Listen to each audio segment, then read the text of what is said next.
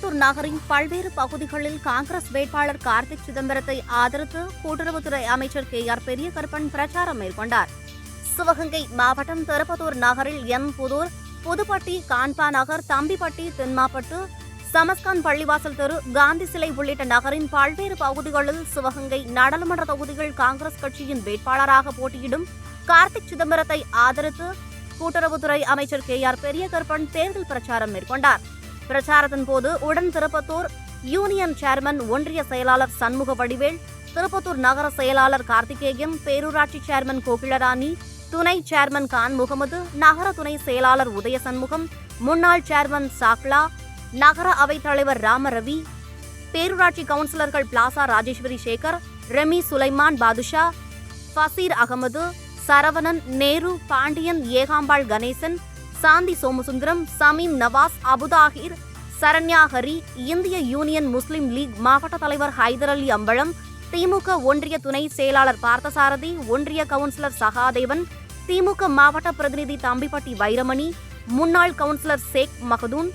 காங்கிரஸ் மாவட்ட துணைத் தலைவர் வழக்கறிஞர் கணேசன், மாவட்ட இலக்கிய அணி தலைவர் ஜெயச்சந்திரன், கார்த்திகை ராஜா, முன்னாள் இளைஞர் காங்கிரஸ் மாநில பொதுச் செயலாளர் KP வீரமணி, காங்கிரஸ் மாநில பொதுச் செயலாளரும் கரூர் வையம்பட்டி சேர்மன் ரமேஷ், மாநில செயலாளர் விழுப்புரம் சிவா, புதுப்பட்டி காங்கிரஸ் செல்வம், விடுதலை சிறுத்தைகள் கட்சி பஞ்சமி நில மீட்பு குழு நில நிர்வாகி ஆறுமுகம்,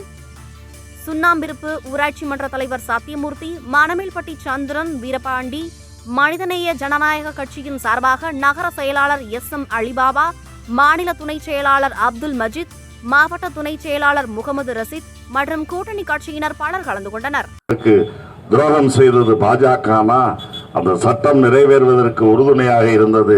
பழனிசாமி தரப்பினர் என்பதையும், தேர்தல்னாலே முக்கியம்தான், ஆனாலும் இந்த தேர்தல்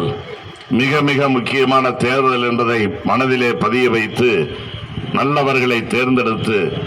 இந்தியாவில் ஜனநாயகத்தை காப்பாற்றி மதசார்பின்மையையும் காப்பாற்ற வேண்டும் என்பதற்காக இப்பொழுது இருக்கக்கூடிய பிரதமர் 10 ஆண்டு காலம் பாரதிய ஜனதா கட்சியினுடைய ஆட்சியில் பிரதமராக இருக்கக்கூடிய நரேந்திர மோடி ஒரு பிரதமர் என்கின்ற இலக்கணத்திற்கு புறம்பாக நடக்கக்கூடியவராக அவர் இருக்கிறார். குறிப்பாக பிரதமர் என்ற உயர்ந்த பொறுப்புகளுக்கு வரக்கூடியவர்கள் அனைத்து மக்களையும் அரவணைத்து செல்லக்கூடியவர்களாக, அனைத்து மாநிலங்களுக்கும் சமமான நிதியையும் வழங்கக்கூடியவர்களாக இருந்திருக்கிறார்கள்.